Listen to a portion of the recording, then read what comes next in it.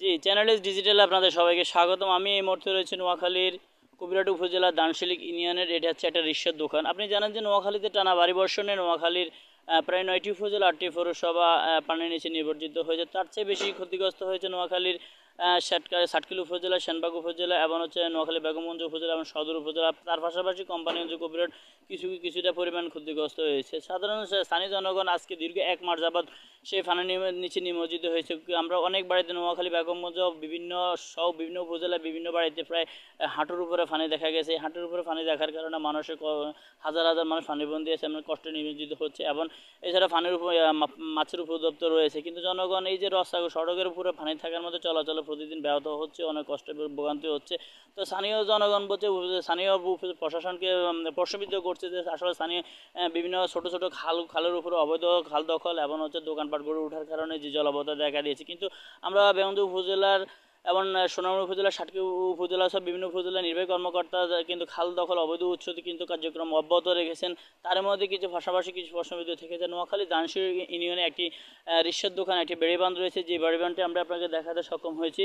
এই যে আমরা দেখতে পাচ্ছি যে এখানে ওই একদম দূর প্রান্তে দেখা গেল অনেক পরিমাণ পানি রয়েছে।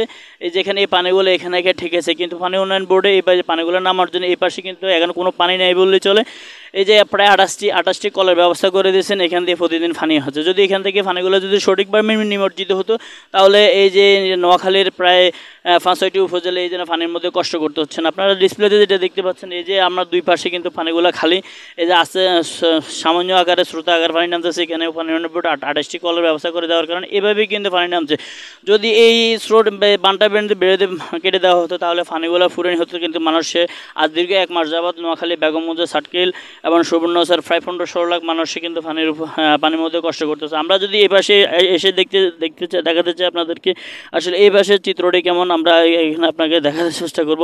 আসলে এই যে এখানে একটা ব্রিজ করা হচ্ছে, যে ব্রিজে দিয়ে কিন্তু এই সাথে মানুষ কিন্তু যাতায়াত করে। কিন্তু আমরা এই পাশে দেখলে যে অন্য চিত্র কিন্তু অন্য ভিন্ন। এখানে কোনো পানির কোনো মানে তেমন একটা পানি নেই বললেই চলে, আস্তে আস্তে পানি যাচ্ছে। কিন্তু এখানে স্থানীয় লোক জনগণ বলতেছে যদি এদিক থেকে পানি ছেড়ে দেওয়া হয়, তাহলে দূর দূরান্ত থেকে এখানে হাজার হাজার মানুষ পানি দিয়ে বেসে যাবে।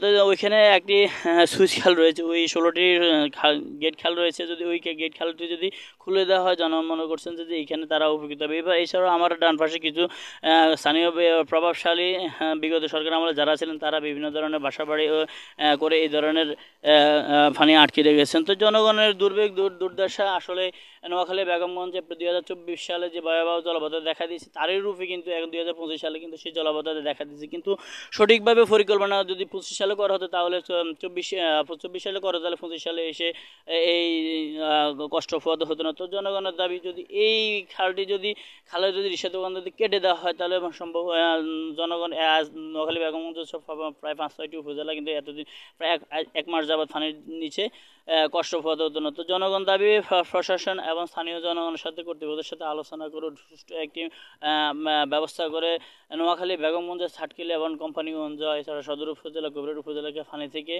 বাঁচার সুযোগ করে দেবেন। এই ছিল নোয়াখালী থেকে জলাবদ্ধতার সর্বশেষ খবর। সারিয়া শিবন, চ্যানেল এস।